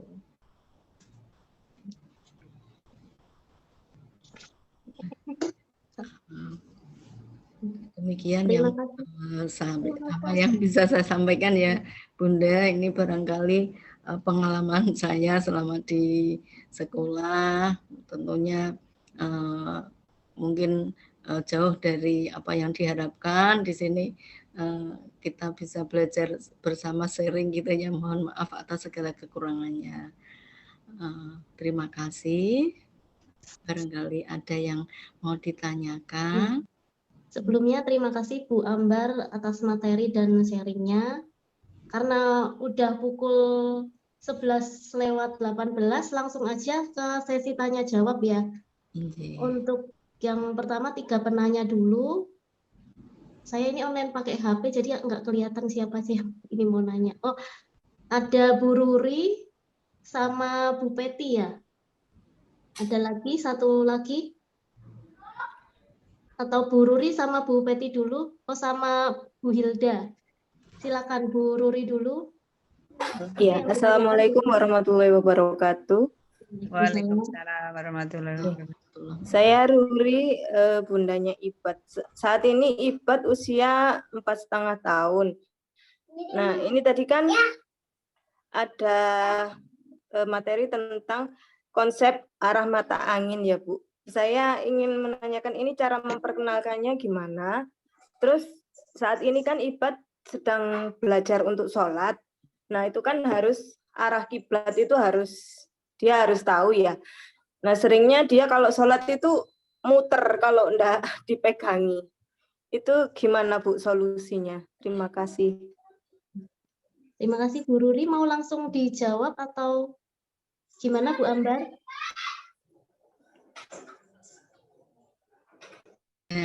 Baik ya, Bunda mungkin langsung dijawab biar nanti tidak gitu ya. Ya monggo Bu Ambar. Iya, baik Bunda Ruri ya. Untuk konsep arah di sini kita bisa memperkenalkan arah itu untuk anak di bawah masih usia 4,5 tahun ya Bunda ya. Jadi mungkin arah yang utama arah utara, barat dan selatan gitu ya. Nah, terkait dengan untuk sholat kita harus menghadap ke kiblat gitu ya. Nah kalau kiblat pada tempat kita ini menghadap ke barat begitu ya. Nah ini tentunya kita misalnya ini sholat di rumah begitu atau di mana Bunda? Untuk sementara masih di rumah. Kalau di masjid itu anaknya masih sering jalan-jalan takut mengganggu jamaah. Ya, baik ya. Nah, jadi kalau misalnya di rumah di sini nanti Bunda kenalkan rumah Bunda ini menghadap kemana misalnya gitu ya. Nah, kemudian nanti misalnya anak sudah paham, rumah menghadap kemana, kemudian dikasih tahu misalnya ruangan yang untuk sholat ini di sebelah mana, kemudian ya tentunya kalau kita sholat kita beritahu menghadap ke arah kiblat. Nah, jadi nanti mungkin lebih lebih memudahkan posisi jadi ada petunjuk atau clue di rumah yang misalnya di dekat sholat itu gitu ya. Nah, jadi misalnya ada almari atau apa atau benda apa yang di situ permanen yang bisa digunakan untuk petunjuk nanti di sini, kemudian menghadapnya kalau sholat menghadap ke kiblat itu ke barat. Nah, seperti itu. Nah, jadi tentunya clue-nya itu menghadap kemana dijelaskan. Tuh. Mungkin seperti itu Bunda gambarannya. Kebetulan kalau ruang-ruang di dalam rumah dia sudah hafal. Kalau misal saya bilang Dek mau sholat, dia itu sudah menuju sendiri ke tempat sholat. Cuman ya itu waktu posisi sholat dia masih muter gitu. Oke. Iya. Ya mungkin juga ini karena masih usia 4,5 tahun gitu ya, masih ada kaitannya ya untuk ini anak masih untuk konsep arahnya mungkin masih menunggu dari orang tua untuk diingatkan supaya posisinya tenang begitu ya, menghadap ke arah kiblatnya. Seperti itu. Jadi tentunya di sini tetap dengan pendampingan ya Bunda ya. Nanti kita posisikan gitu ya. Kita posisikan untuk sholat nanti menghadapnya ke kiblat seperti ini. Kalau kita bersama dengan orang tua mengikuti ayah atau bundanya dalam sholat gitu. Jadi diusahakan untuk tidak bergerak-gerak, jadi posisinya mengikuti gerakan dari orang tua. Nah, seperti itu Bunda. Ya, terima kasih Bu Ambar. Langsung aja untuk penanya berikutnya Bu Peti, silakan. Terima kasih. Ya, Assalamualaikum Ibu. Waalaikumsalam warahmatullahi wabarakatuh. Saya Peti, orang tua dari Ara. Anak saya berumur 7 tahun. Jadi begini Ibu, Ara itu alhamdulillah kalau mobilitas di rumah dia sudah bisa, sudah hafal tempat-tempat ruang tamu, ruang makan, kamar dia sudah hafal. Nah, untuk di luar Ibu, saya sudah mulai mengajari dia tentang cara menggunakan white can atau tongkat lipat ya Bu ya. Nah, tetapi ketika dia berjalan di luar itu dia tuh ragu-ragu gitu Bu. Dia tuh masih takut. Padahal sudah saya beri penguat, ayo berani. Takut Ibu, aku takut gitu. Dia tuh jalannya tuh pelan-pelan sekali Bu. Satu langkah tuh sedikit sekali gitu majunya. Dia paling hanya 2 cm. Ayo nggak apa-apa, ayo bisa. Saya sudah memberi penguat terus, tapi dianya tuh selalu Ibu aku takut gitu. Nah, yang mau saya tanyakan, bagaimana cara meningkatkan percaya diri anak saya supaya dia itu bisa bermobilitas dengan baik begitu Ibu. Terima kasih Ibu. Baik Bunda Peti ya, terima kasih pertanyaannya ya. Ini bagus sekali untuk Nanda Ara ya, iya Bu. 7 tahun ya. Iya. Nah, ini tentunya untuk anak-anak usia 7 tahun ini baru awal-awal untuk bersekolah gitu ya. Iya. Sehingga di sini kita memang masih perlu mengajarkan untuk anak itu percaya diri gitu ya. Jadi untuk tidak takut misalnya berjalan sendiri, meskipun nanti berjalan sendiri tetap nanti Bunda berada di belakangnya misalnya seperti itu gitu ya. Nah, kemudian untuk usia 7 tahun itu memang ini ya masih perlu kita drill atau kita latih terus-menerus begitu. Jadi mungkin masih merasa kalau sendiri, jadi sendiri itu kan mungkin masih banyak rasa takutnya ya, untuk seperti tadi disampaikan melangkahnya kok hanya sekitar 2 Iya, cm. pelan-pelan sekali gitu, Bu. Nah, jadi di sini nanti juga penggunaan tongkat itu juga perlu masih dalam tahap awal di awal, sehingga di sini perlu kita latih terus-menerus gitu ya. Jadi artinya tetap untuk drill, untuk latihan terus-menerus di sini. Kemudian juga ini kita berikan semangat untuk tetap bisa percaya diri gitu ya. Nah, jadi untuk anak-anak pada usia seperti putra bunda ini memang masih tahap latihan nanti untuk bisa percaya diri, untuk berani melangkah begitu, sehingga di sini untuk drill untuk latihan terus menerus ini yang nanti akan memberikan dengan berjalannya waktu nanti akan mengubah anak yang tadinya melangkahnya masih sedikit, nanti bisa lebih berani lagi begitu. Nah, mungkin itu yang bisa saya sampaikan, Bu. Oh iya, terima kasih Ibu. Ibu, lalu begini Bu, kalau misalkan dia memakai tongkatnya dengan menggunakan 2 tangan gitu, boleh tidak Bu? Oh, kalau menggunakan 2 tangan nanti ya namanya baru latihan, ya nanti kita ajari yang benar gitu Bun. Nah, yang benar cukup menggunakan 1 tangan. Nah, ya, dan posisinya seperti tadi ya. Kalau juga nanti kan ya agak jadi untuk menggerakkannya juga nanti lebih sulit ya, agak kaku begitu. Nah, jadi kita latihkan untuk cara memegang tongkat yang benar gitu. Oh iya, soalnya kalau dia pakai 2 tangan jalannya agak lebih tidak seperti dia megang hanya dengan menggunakan tangan kanan saja gitu Bu. Kalau dengan tangan kanan saja tuh dia benar-benar pelan-pelan sekali. Tapi kalau misalkan pakai 2 tangan dia tuh agak seperti jalan seperti biasa, tapi memang agak lambat gitu. Oh gitu. Jadi lebih cepat gitu ya, bisa jalan lebih cepat. Oh, ya. Iya, kalau 2 tangan.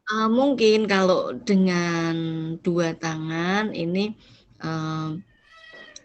jadi baru tahap awal seperti itu ya, latihan. Nah, bisa juga nanti sambil ya berjalan kita kasih tahu kalau cara memegang tongkat yang benar itu ya cukup dengan 1 tangan saja gitu. Mungkin dengan 2 tangan takut tangan pegangannya lepas atau bagaimana. Iya mungkin ya. Ya. Nah, kemudian nanti misalnya dengan 2 tangan bisa ya tidak apa-apa untuk awal latihan mungkin lebih biar percaya diri, nanti kalau sudah berani lebih panjang lagi, kemudian bisa melepaskan cukup 1 tangan ini bisa dari sedikit demi sedikit untuk disampaikan. Oh iya, terima kasih banyak Ibu. Sama-sama Bunda. Terima kasih Bu Ambar. Iya. Untuk selanjutnya Mbak Hilda silakan. Agak cepat ya soalnya udah setengah 12 lewat. Ya, Assalamualaikum Bu Ambar. Perkenalkan saya Hilda, ibunya Zahra usia 8 tahun. Zahra sekarang sudah bersekolah di kelas 2 SD, tapi SD biasa, SD apa yang normal yang sama campur dengan anak lain. Nah, Zahra tuh sampai usia 4-5 tahun tuh masih mau pakai tongkat karena dia awalnya masih sekolah bareng sama komunitas yang sama anak tunanetra, tapi begitu dia di sekolah yang biasa kumpul sama banyak teman-teman yang awas, terus dia tuh malas pakai tongkat lagi karena merasa kok kayak mengganggu. Jadi dia tidak bisa bebas berlarian, berinteraksi dengan teman-temannya, sama dia beberapa kali tuh mungkin kayak tongkat itu membuat temannya tuh jatuh secara tidak sengaja, jadi kayak dia merasa bersalah sehingga nggak mau pakai tongkat lagi. Makanya, tapi kan selama ini kan jadinya dia selalu berpegangan atau mungkin dibantu dengan orang lain, entah saya atau teman-temannya atau gurunya. Nah, saya pengen dia tuh bisa mandiri dengan tongkat dan berani gitu, berani lagi. Terus, nah beberapa pertanyaan, saya ada 6 pertanyaan Bu di kolom. Maaf kalau banyak, nanti jawaban singkat aja nggak apa-apa Bu. Yang pertama, selebar apa tongkatnya tuh diketukkan saat berjalan. Jadi kan tadi kaki kiri tongkatnya ke kanan, kaki kanan tongkat seperti itu kan bersilangan. Nah itu selebar apa? Apakah selebar langkah kakinya saat dia berjalan atau lebih dari itu? Oh ya. Gini Bunda, kalau untuk mengetukkannya itu selebar bahu ya. Jadi mengetukkan ke kiri ke kanan itu selebar bahu begitu. Nggih. Untuk putranya ini masih ada sisa penglihatan Bunda? Gelap terang aja sih Bu. Oh gitu. Gelap terang aja. Iya. Nah, mungkin ini ya, karena masih waktu sekolah bersama teman-teman yang tunanetra itu di situ banyak yang menggunakan tongkat gitu ya, sehingga mau pakai tongkat. Nah, kalau di sekolah inklusi barangkali di sini sudah banyak temannya yang bersama-sama, mungkin di situ sudah empatinya sudah bagus dengan temannya yang tunanetra mau menggandeng atau bagaimana, jadi di situ jadi nggak mau pakai tongkat karena tadi ya takut mengganggu temannya begitu ya. Ibu. Mungkin karena sudah ada yang menggandeng begitu Bun. Nah jadi nanti pada saat sendiri atau misalnya untuk melawat sendiri ini tetap perlu diajarkan untuk penggunaan tongkat yang benar gitu. Oke, betul Bu, ternuwun. Iya. Terus yang kedua, kalau ada tangga naik dan turun, apakah posisinya tetap sama? Jadi seperti megangnya telunjuknya yang di depan seperti itu. Apakah sama tetap posisi tongkatnya? Menunjuknya, soalnya kalau naik kan agak menukik ya Bu, ya maksudnya jadi memendek kan. Kalau turun mungkin malah lebih nyaman, tapi ketika naik itu kan agak susah ketika posisinya seperti itu. Iya, baik, iya. Nah, jadi pada saat naik tangga, kemudian membawa tongkat, nah nanti tongkat itu digunakan untuk mendeteksi seberapa lebar tangga itu ya.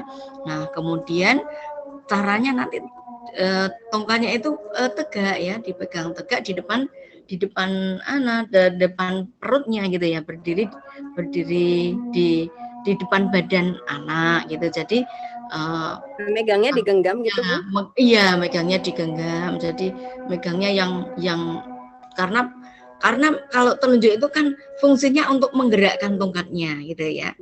Iya, jadi kalau di sini kan nanti tongkatnya kan hanya untuk menyentuhkan tepian tangga itu ya, yang mau dinaiki gitu. Jadi untuk memegangnya tidak harus telunjuknya itu yang pada tipnya gitu. Ya, jadi kegunaannya kan berbeda, tidak digerakkan ya dalam ini mendeteksi tangga kan tentunya juga digerakkan ke kiri ke kanan begitu, tetapi setelah itu ketemu dan anak mau naik kan tongkatnya kan di depan badan gitu. Jadi bisa dengan menggenggam ya, posisinya tidak seperti menunjuk lagi. Iya, betul, ya. Jadi fleksibel ya Bu ya, maksudnya posisinya ketika jalanannya tidak sama seperti biasanya bisa. Betul. Terus waktu turun juga tetap menunjuk atau ditegakkan tadi Bu? Kalau turun tangga posisinya? Posisi turun kan sama, nanti juga mendeteksi berapa kedalaman gitu. ya kedalaman. Jadi nanti tegakkan saja supaya nanti bisa turunnya itu posisi anaknya juga misalnya di tengah tangga juga akan lebih aman ya di situ. Jadi untuk mendeteksi kedalaman tangganya gitu. Terus yang ketiga, kalau pemakaian tongkat itu apakah di luar dan di ruangan berarti sama ya Bu ya? Maksudnya kalau dia habis jalan-jalan keluar tapi terus dia masuk lagi ke ruangan tetap dipakai sama tongkatnya ya Bu ya? Kan ada orang yang mikir mungkin takutnya najis atau apa dibawa keluar lalu dibawa ke dalam ruangan, kan ada orang luar yang berpikiran seperti itu soalnya Bu. Oh gitu ya. Oh terkait dengan ini ya mungkin tadi di luar kena apa najis gitu. Terlepas dari itu Bunda, jadi di sini kalau misalnya di dalam ruangan, kalau misalnya anak sudah bisa upper hand, lower hand ya gunakan upper hand, lower hand begitu ya kalau sudah mengenali ruangannya gitu. Jadi mungkin kalau sudah masuk di dalam ruangan perlu menggunakan tongkat lagi gitu ya. Nah, jadi misalnya sudah mengenali ruangan ini apa saja yang ada di situ, mungkin nanti yang bisa ketabrak apa misalnya. Nah, nanti menggunakan teknik tadi melindungi bagian tubuh bagian atas dan bagian bawah. Iya, jadi berarti kombinasi ya Bu, bisa nggak harus saklek pakai tongkat terus kalau sudah bisa pakai tongkat ya. Tongkat terus gitu ya, betul. Ya itu nomor 5 jadi sudah terjawab ya Bu ya, kalau pakai tongkat apakah harus pakai tongkat atau bisa kombinasi dengan teknik yang upper hand lower hand, tadi tergantung kondisinya ya. Iya, betul. Ya. Mbak Hilda. Oke. Mbak Ilza maaf ya, pertanyaannya banyak banget. Ini udah ada yang ngantri juga soalnya. Udah. Ya, Pak kesempatan yang lain. Ya. Terima kasih sebelumnya. Ibu ada pertanyaan dari mana tadi? Mama Afan ya? Iya, Mama Arfan, Bu Fida. Bagaimana cara mengenalkan anak untuk jalan di pinggir jalan? Kalau di jalan di kota itu kan ada titik khusus, mungkin maksudnya guiding block gitu ya. Tapi kalau jalan di kampung kan tidak ada fasilitas jalan kaki untuk tunanetra. Nah, itu gimana, Bu? Oh iya. Baik ya. Ini maksudnya jalan yang di desa begitu? Ya, yang mungkin kampung begitu. Ya, mungkin yang nggak ada trotoar terus nggak ada guiding blocknya itu loh Bu. Itu cara ngajarin anak gimana? Iya, nah jadi di sini nanti menggunakan yang menyusuri, menggunakan trailing itu, ya bisa dengan trailing. Jadi nanti untuk posisi misalnya menggunakan tongkat, jadi posisi kita berjalan kan di sebelah kiri. Nah, tentunya tongkat itu untuk mencari di sini di bagian kiri kita gerakkan di kiri itu misalnya ada pagar atau apa. Nah ini bisa disentuhkan gitu ya. Nah, kalau itu jalan konblok, nah maka sampai batas nanti tongkat itu bisa menyentuh sampai batas di konblok ya, selesainya konblok itu. Atau mungkin kalau jalan udah di aspal ya nanti tongkat bisa menyentuh kan bisa membedakan antara itu jalannya beraspal atau itu tanah. Jadi nanti untuk mengetahui pinggirnya berarti kan nanti sudah dekat dengan tanah seperti itu. Nah, nanti tongkatnya bisa digunakan untuk itu tadi ya, untuk mendeteksi apakah itu di jalan itu yang beraspal ataupun berkonblok atau sudah dekat dengan yang di sini pinggiran yang tidak beraspal gitu. Berarti kalau misalnya kan kita mengeceknya seperti itu. Kalau sudah dekat dengan yang bertanah berarti kita sudah di pinggir. Kalau itu semua yang di aspal semua berarti kemungkinan berada lebih ke tengah sehingga perlu ke pinggir lagi. Nah, atau mungkin dengan trailing itu nanti tongkat itu kita kita jalankan dengan kita geserkan terus itu ya, kita tarik seperti itu di pinggir-pinggir jalannya gitu. Seperti itu Bunda. Gimana Bu Mama Arfan? Mana Mama Arfan? Ya, makasih. Iya, kasih ya. Iya. Dah. Gimana Bunda sudah bisa menangkap? Ya udah bisa dibayangkan. Iya, ya. Jadi kalau misalnya putra Bunda umur berapa? Baru 4 tahun. Oh, baru 4 tahun ya. Tentunya kalau baru 4 tahun, meskipun dengan tongkat nanti tetap tidak dilepaskan dari orang tua atau kakaknya gitu ya, Bun ya. Dalam berjalan. Iya. Iya, jadi tetap dengan pengawasan kita gitu. Ini ada pertanyaan lagi. Iya, sama-sama. Mungkin ini pertanyaan terakhir ya Bu ya. Gimana cara ngajarin anak menyeberang? Tadi ada pertanyaan dari Bu Erlina, mamanya Khalid. Oh ya.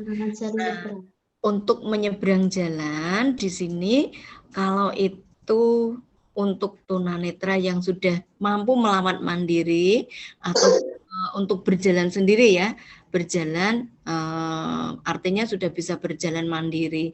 Nah, di sini untuk menyeberang jalan ini tentunya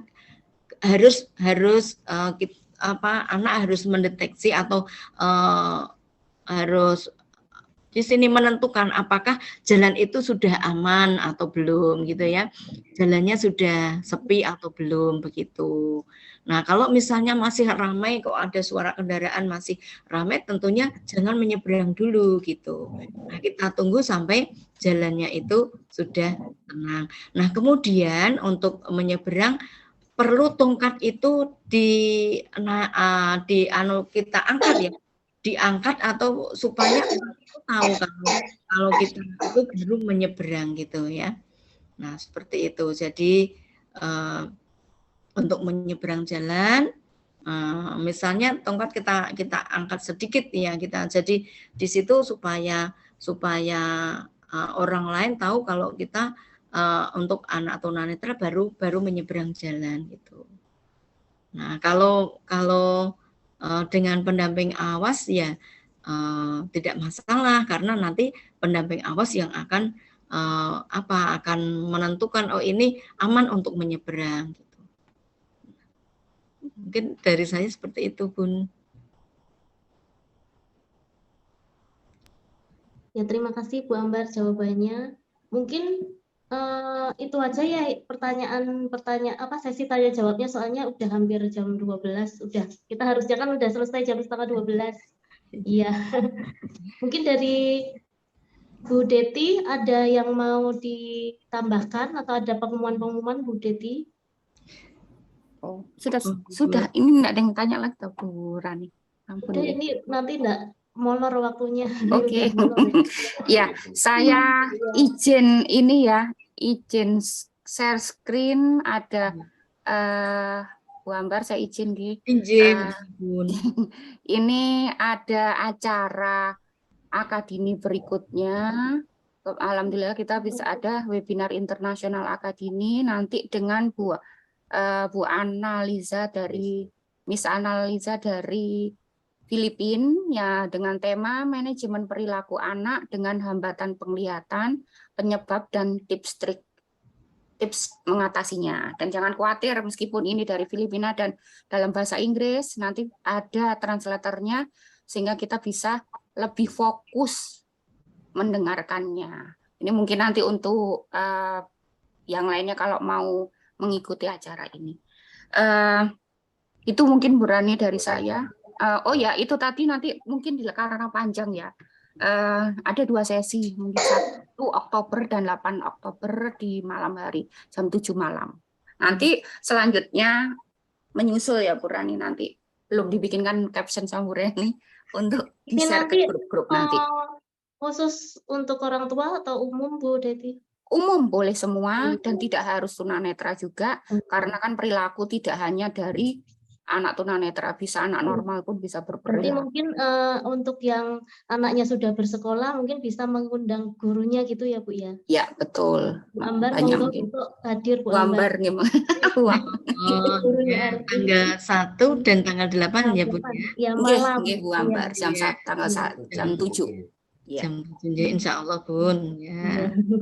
Iya. Untuk yang door prize tadi, Bu Deti gimana? Apa yang bisa hadiah nanti. untuk 3 penanya terbaik diumumkannya sekarang? Bisa minta tolong Bu Ambar mungkin. Oh iya, Bu Ambar Berani mungkin yang memilih 3 untuk yang tiga peserta aktif hari ini untuk mendapatkan hadiah. Nah, hadiahnya itu nanti dapat hadiah tongkat ya, apa white can. Nah, karena white can itu kan ukurannya harus disesuaikan anak. Jadi nanti untuk yang pemenang terpilih bisa japri ke WA ke Bu Deti atau ke saya untuk mengukur ukuran anak dari dada sampai mata kakinya itu nanti berapa sentimeter biar dipesankan dulu. Monggo Bu Ambar untuk 3 peserta terbaik hari ini, Bu Ambar yang memilih.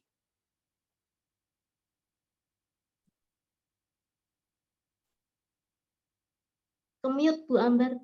Maaf Bu Ambar masih kemute. Iya sebentar saya dulu ya, saya ingat-ingat lagi ya Bun ya. Tadi ada Bu Ruri, Bu Peti, Bu Hilda, Bu Erlina dan Bu Vida yang memberikan pertanyaan hari ini. Oh iya iya.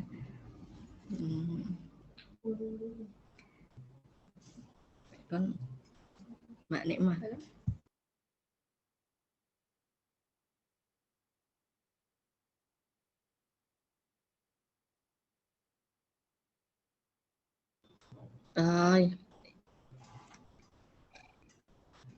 Ya, baik Bunda ya.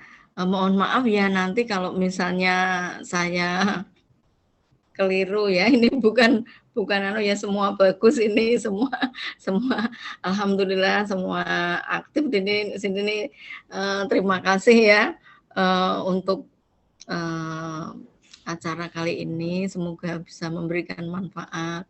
Nah, mungkin yang pertama tadi kepada Bu Ruri, kemudian ibunya untuk Ananda Ara, Bunda Ara, kemudian yang ketiga ibundanya Yara. Oh iya Bu Hilda, oh iya untuk Bu Ruri, Bu Peti dan Bu Hilda ya. Nanti bisa japri ke Bu Deti atau saya setelah mengukur anaknya ya dari dada sampai ke mata kaki panjangnya berapa. Ya, mungkin itu Terima aja. kasih Bu Ambar. Sebelum ditutup, mohon untuk open cam semua untuk foto bersama. Open cam semua ya, foto bareng ya.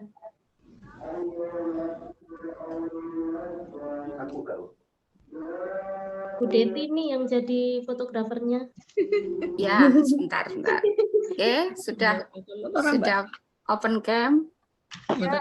Yang bisa open cam monggo open cam. Bisa ngambil lipstick masih nutut. Mingkem kula Bu. Oke, mesum yang bagus. 1, 2, 3. Sebentar, masih slide kedua. 1, 2, 3. Sebentar. Satu lah. Oh, sudah. Saya pikir sampai 5 slide. Sudah cukup.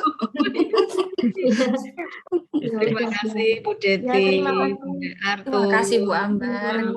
Semuanya. Semoga Terima kasih Bu Ambar, Bu Rania, Bu Deti, terima kasih. Banyak ilmu yang kita dapat hari ini dari Bu Ambar. Karena mungkin kita kalau ngajarin anak di rumah kan juga masih belum tahu gimana yang benar. Jadi sekarang tercerahkan hari ini. Alhamdulillah. Terima kasih sebelumnya ya Bu Ambar. meluangkan waktu hari ini di hari libur. Mohon maaf ganggu waktu hari liburnya. Tidak, Bun. Terima kasih, malah senang bisa bersama-sama kita sharing, bisa belajar bersama. Ya, matur nuwun sangat Bu Deti, Bunda Rani, Bunda-bunda semua nggih.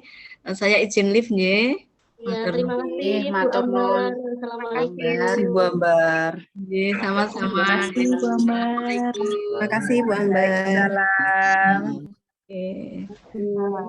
Karena sudah selesai acara pada hari ini, langsung kita tutup ya dengan ucapan alhamdulillah bersama-sama. Saya dan Bu Deti dari Akadini juga mengucapkan terima kasih sudah join di webinar hari ini. Bagi yang belum mengisi formulir keanggotaan Google Form, tunggu ya, itu nanti bisa udah ada di chat, tadi saya kirim melalui chat. Kalau enggak nanti bisa japri ke koordinator area masing-masing untuk link pendaftarannya. Bagi yang sudah mengisi tidak perlu mengisi lagi. Ya. Biar kita gampang nanti kalau misalkan ada kegiatan selanjutnya. Ngabarin, ngasih informasi. Itu aja. Ya. Terima kasih. Assalamualaikum warahmatullahi wabarakatuh. Waalaikumsalam.